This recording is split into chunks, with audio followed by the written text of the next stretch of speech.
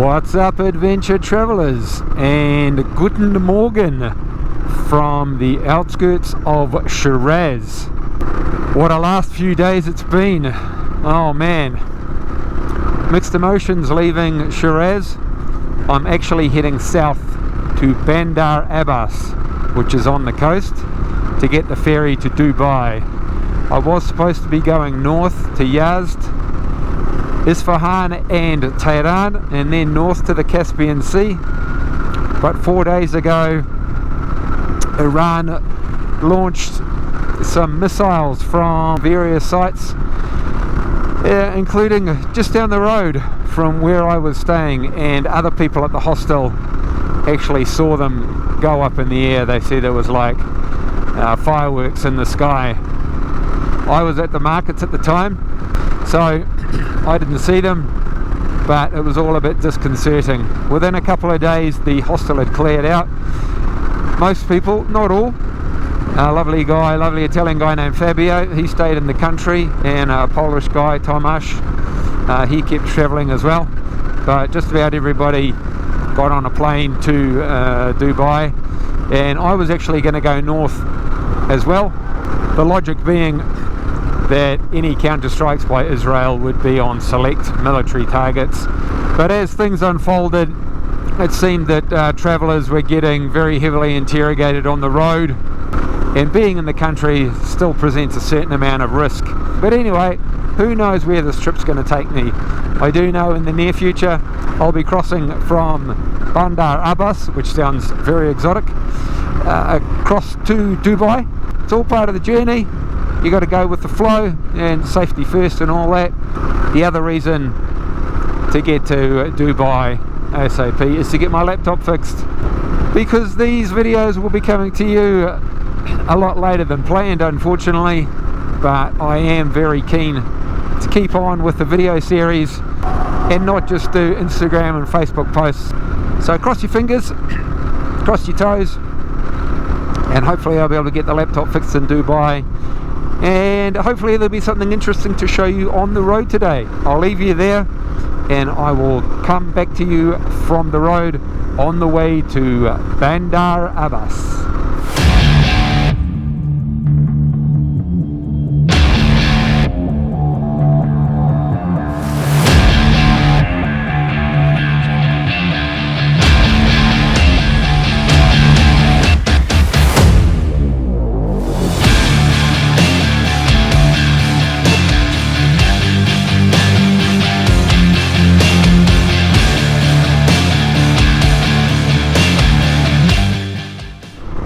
Not sure if I filmed these mountains on the way in, but they're worth a second go. Not sure if there's too many mountains in the Arabian Peninsula, in Oman and Saudi, and definitely not in Dubai, but pretty cool. Shame to be leaving Iran, but it is what it is. It's been a little bit cold this morning, but that's okay. That's what happens when you get up early. I'm pretty sure that a lot of what I'm riding at the moment is doubling up, but that can't be helped. Anyway, I'm heading towards some mountains. I think I came through these mountains on the way up, and I do like me some good mountains, if you hadn't figured that out yet. Pretty amazing landscape. I think we're going to be riding through the middle of those soon. Heading through a mountain range, coming down the other side. There's the valley view. Woo! A little bit sad that it's my last day in Iran. I think I've got a ticket on the ferry tomorrow, so in 24 hours or so I will be in Dubai, I think. Who knows? Woo! Look at that! Unreal! And we are back on the plains. Look at all that flatness. Although there's some pretty big mountains in behind. Google says 2 hours 29, and it's 1:15. It's fairly warm, not oppressive. spoken to my travel agent. She's got me a ticket on the ferry tomorrow. Haven't got anywhere to stay yet, but I'm sure that'll sort itself out. Anyway, signing off from the flatness of southern Iran. Another cool looking mountain pass ahead. Mountains and valleys and valleys and mountains. I like it when we go through these narrow bits. Look at the redness of this rock. What?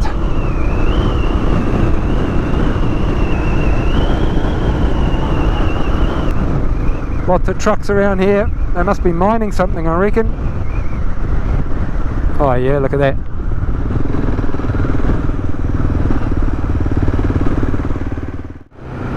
Well, the tunnels in Iran have got lights in them, but they're only marginally better than Pakistan.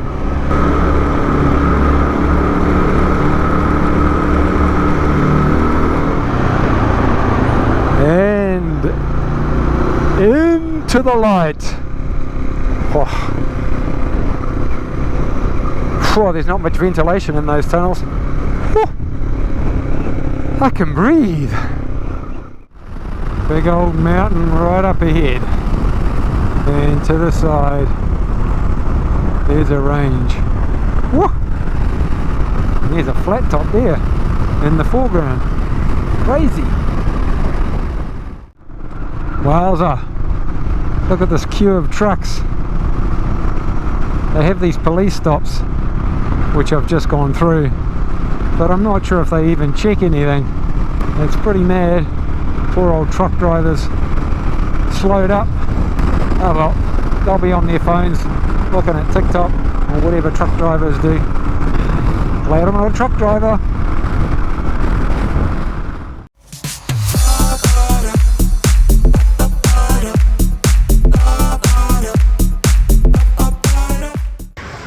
Good morning, adventure travellers from Bandar Abbas. Got here last night and just found myself a hotel, got some food, and that was about it. So having a little bit of a look around this morning before I get on the ferry this afternoon. Bandar Abbas is on the south coast of Iran, so we are now at the Strait of Hormuz. That's a bit of the town there, and here is the Persian Gulf, the famous Persian Gulf.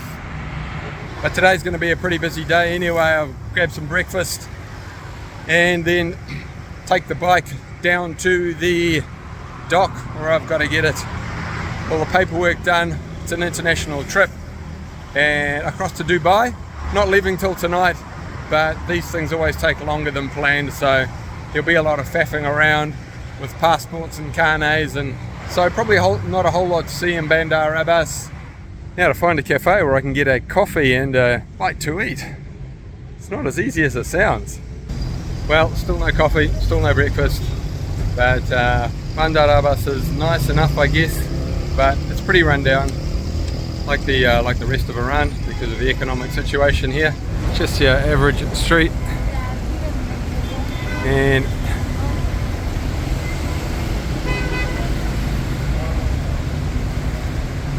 sort of colourful woman in front of me there. Don't want to get in trouble filming a woman when I'm not supposed to, so that was short and sweet. In Shiraz and other places I've been to, there's a lot of jewellery stores, a lot of gold everywhere.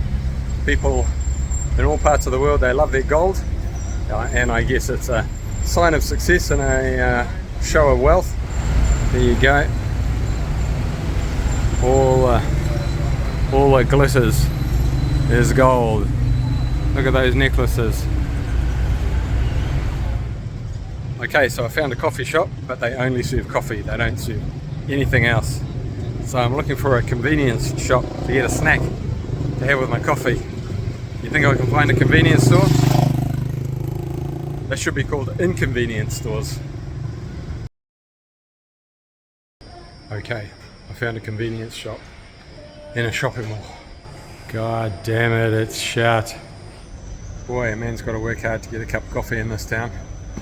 Finally found a cafe in a shopping centre, and this is my breakfast. Cappuccino and cheesecake. Buon appetito. It's just gone midnight at the ferry here. It's taken us all day to get this sorted. As you can see, and behind me are the trucks or the trailers going to Dubai. There are the bikes over there under the tree. So just waiting for the guys to come and tell us we can put the bikes on the ferry. I met a lovely guy from Oman. I'm going to go visit him when I'm there. Anyway, pretty noisy. Checking soon. There's a truck backing onto the ferry. Might be the last one. There might be one more. There's the motorbikes there under the tree, waiting to be loaded. And here we are waiting patiently to go to Dubai. There she goes. No bike. Strapped up, ready to go. And that, ladies and gents, was Iran. Bit of a wild ride and shorter than I would have liked. But as I said before, it is what it is.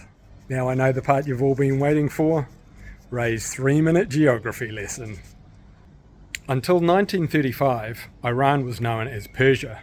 Around 500 BC, the Persian Empire, which reached from modern-day Turkey and Libya in the west to Kazakhstan and Pakistan in the west, was the largest empire the world had seen at this point.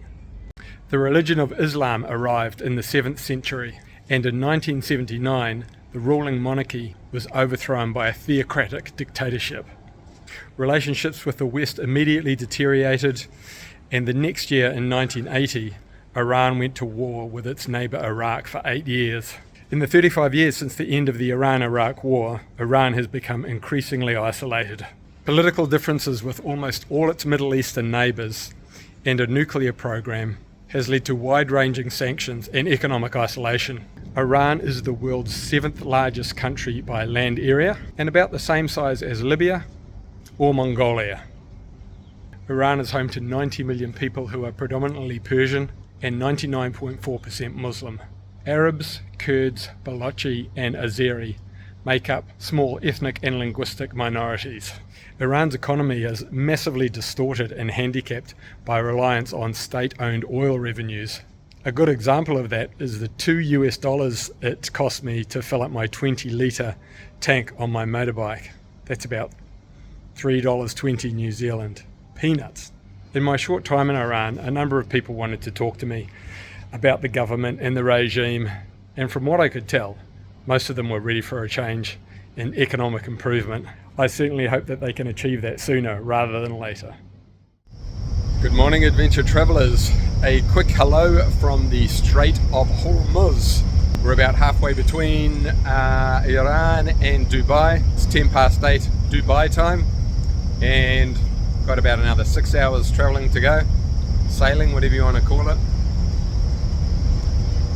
There's the sea behind me, and land is nowhere in sight. I think this is the first time I've ever been out on the ocean where I couldn't see land, and that thought's always scared me a little bit. Well, I know we're not too far away from land if we need to be, and look how beautiful and calm it is. Flat as a flat thing. Anyway, I'll give you an update when we're closer to Dubai. Alrighty, in the next video we hit Dubai, and there's also a surprise country that we visit. Ooh, how mysterious. If you'd like to know more about the ride from New Zealand to Ireland, please go to twowheelstoeverywhere.com. As part of the Round the World ride, I'm raising funds for the IHC, who look after the intellectually disabled community in New Zealand. To find out more about the IHC, please go to ihc.org.nz. And if you're enjoying the Round the World journey, please consider dropping a little bit in the tin for the IHC. That can be done at my Give a Little page. The link is on the screen and also in the description below. All funds go directly from Give a Little to the IHC. And that, trendsetters, is the end of the video. As usual, thanks for tuning in, travel safe, and see you on the road.